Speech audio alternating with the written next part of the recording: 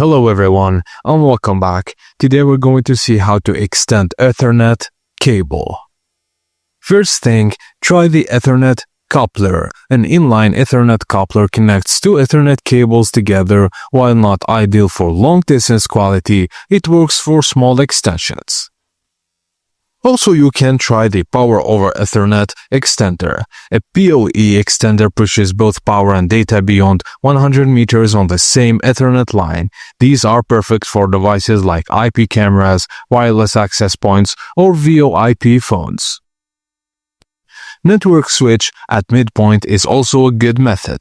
Installing a network switch at or before the 100-meter point refreshes the signal and allows you to run another 100 meters of cable beyond it. Also, Ethernet over power uses your home or office's electrical wiring to transmit network data. With just two AOP adapters, you can turn any wall socket into an Ethernet port.